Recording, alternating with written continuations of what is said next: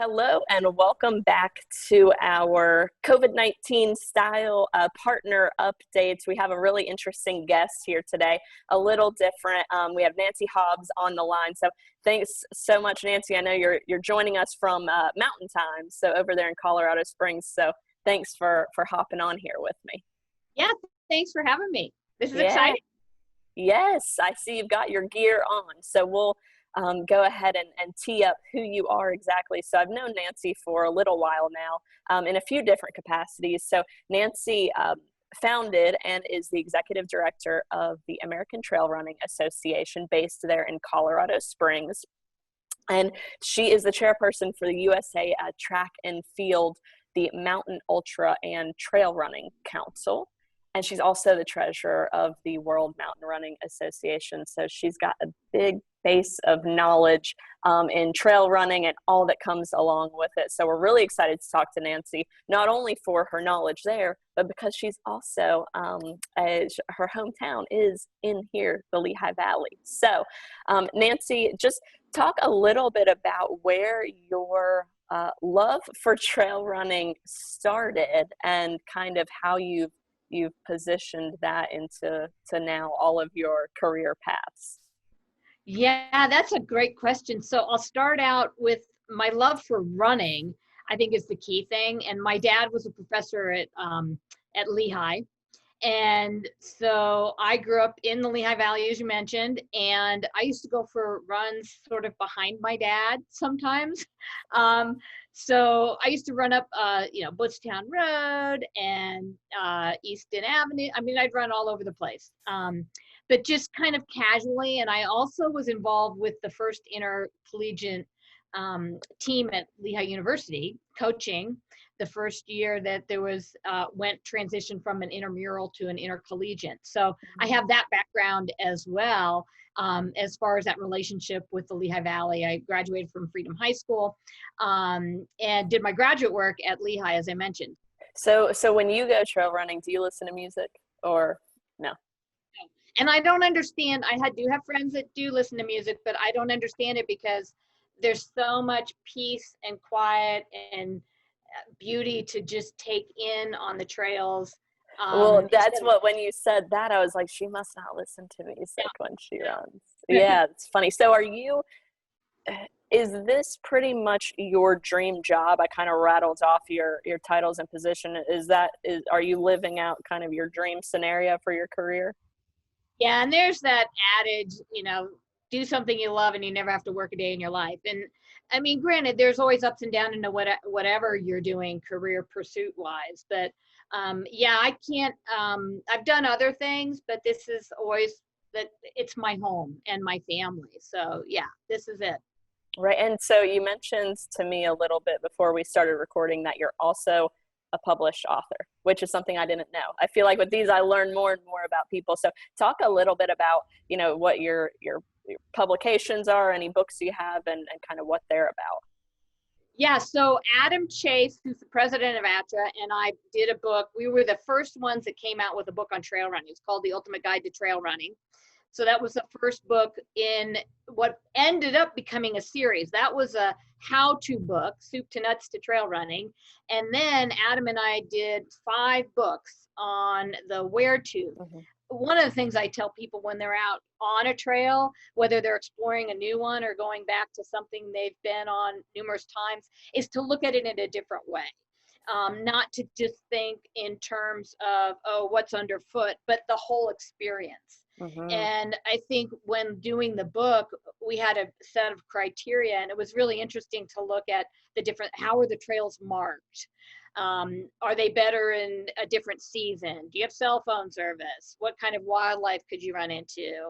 All that kind of comes together and creates a really neat experience. And just like you were mentioning, that almost like debunking what makes up a trail. I was reading on your website, American Trail Running Association, that you kind of highlight, being on a trail doesn't mean you have to be in the deep woods. It can be the urban environments, and trails can exist around you, but it doesn't have to be kind of that quintessential, like, backcountry thought of what you think of as a trail.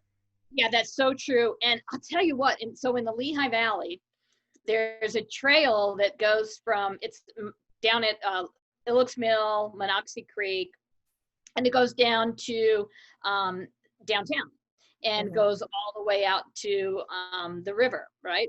Yeah. And I never knew this trail existed. So I was out running one day from my mom's, and I was going down by the creek, and I thought, oh, well, there's a trailhead sign. Oh, wonder where that goes. Uh-huh. And so off I went on the trail and the railroad tracks, and it was so cool. And it's right in town. Right. You know, it'll be there. And the last time I was in the Lehigh Valley for the cross country champs, I went out and did a run along the river and went down to Freemansburg, and you can run that, you know, to Easton, and you have all opportunities that people don't necessarily think of. They think, oh, if I'm running a trail, I've got to be in the mountains, or I've got to, you know, take it to a certain spot. But there's trail running everywhere.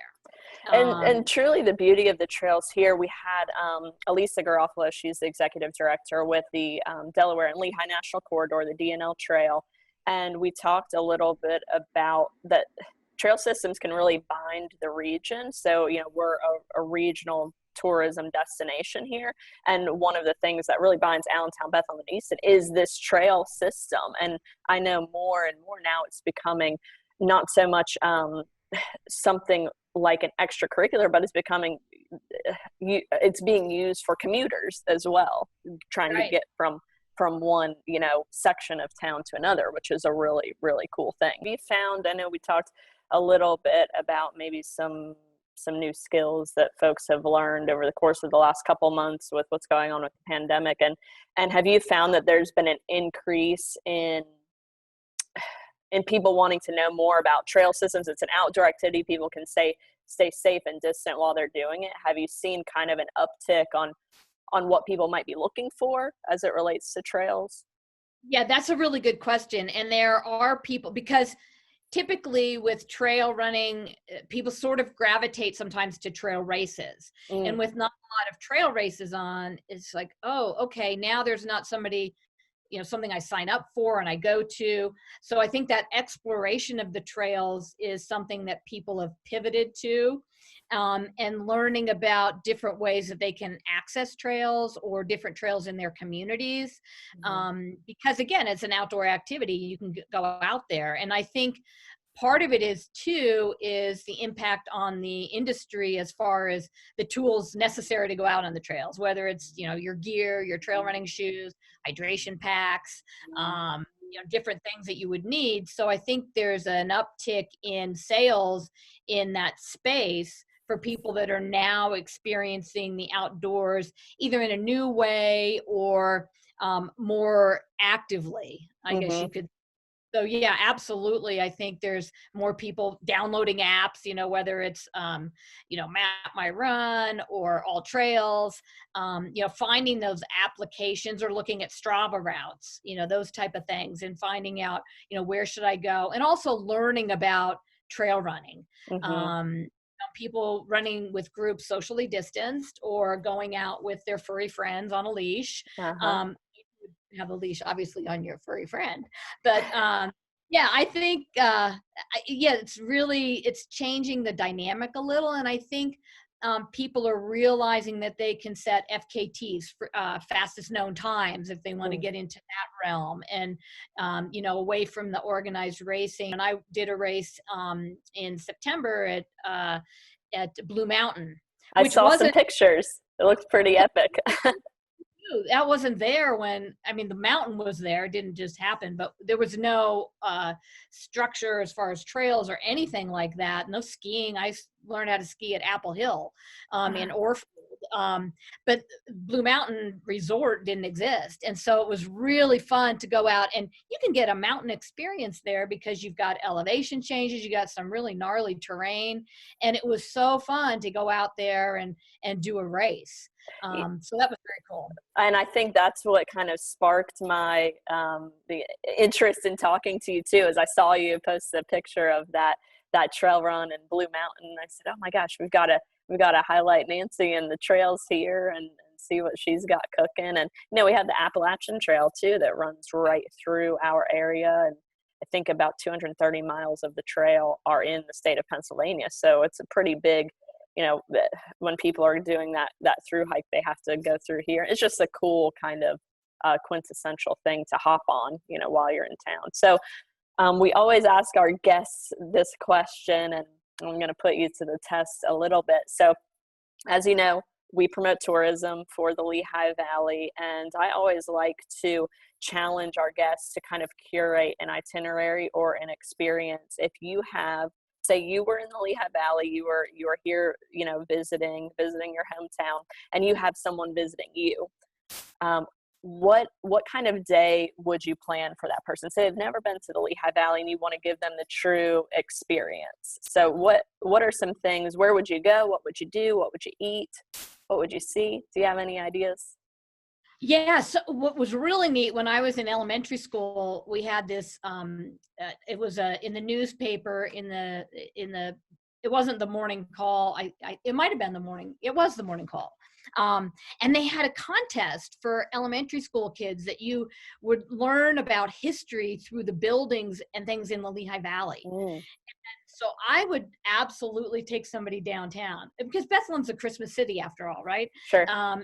Influence of the Moravians and all that type of thing. So yeah, down to any of the downtown is really cool. You've got the brewery there next to the running store. Of course, I would take somebody to the Aardvark, to the running store. Sure.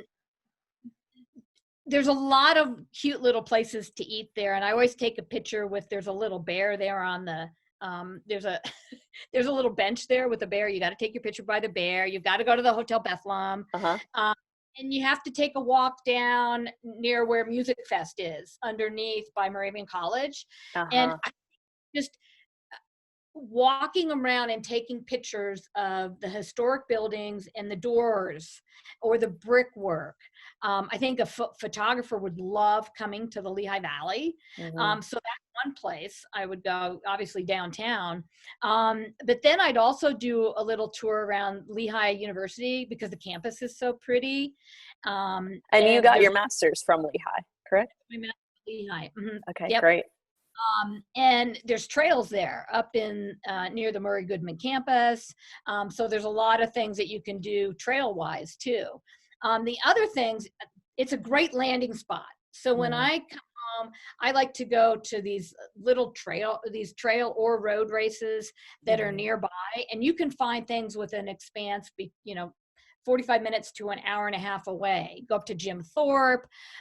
There's all kinds of little villages that often have that Amish flair. You see distal finks. I always kid people, what's a distal fink? But we had one on our barn at home when I was growing up. And, that flavor is there in the Lehigh Valley. You got to have a pierogi. I don't eat, I'm a vegetarian, so I don't eat meat, but you gotta have a Philly steak if you're not a vegetarian. Sure. Yeah, and I think some of the other areas, like you can go down to Allentown. The art museum is really neat in Allentown. There's a lot to see. It was a great place to grow up, I have to tell you. It was really family friendly. I think the other key thing is the history of the steel stacks. Yep. And growing up, we would take tours, in school. We'd also go to the caverns, over in Hellertown. Those are things that are kind of out of the way, but they're still there. And I don't know if you've been at the steel stacks there, where they've now added a trestle called the Hoover Mason trestle. It's about a 1/4 mile length, so you can walk along, the history there of the blast furnaces. It's pretty cool. When we encourage folks to go and walk along that little section of history. It's really, really neat. And I think the morning call does a really good job of bringing that kind of, full circle in describing those historical pieces. And that's such a fond memory I have when I was in elementary school doing this contest. It was very cool. We've definitely recognized as the tourism agency for this destination that history is as something we promote, and we'd be remiss not to promote all of the history that takes place here. And everyone has some type of affiliation to it, whether their parents or grandparents, or there's always some type of tie to the Lehigh Valley. And like you mentioned, we consider ourselves kind of a hub, and then you can spoke off and do these other things, within 45 minutes to an hour away. You can be really thick into nature, or, you can come back and do some city type things like, the art museum that we have here in Allentown. So there's some really cool opportunities. And, I look forward to seeing the pictures that you post when you're here in town. You're always active and showcasing the Valley. So we definitely appreciate that. And we'll stay tuned in all that you have going on as it relates to, your rebrand with the American Trail Running Association, and, we'll kind of stay on the pulse of that. Is there anything else you wanted to share with us before we go? No, I think that pretty much covers it. I mean, I love the Lehigh Valley. I love coming back. And it's just, there's a lot of special memories, obviously, being there as a kid, and then as an adult, doing my master's, and then coming back. I come back several times a year. So there's things that you always have that kind of pull. Yeah. And the more that we can amplify it, and through people like you, the better, we are for it. So it's just good to know that, the Lehigh Valley has someone like you from this hometown. So it's pretty cool. So thanks so much again, Nancy, for your time today, and we'll stay posted on all your happenings. Sounds great. Thanks again. Thanks.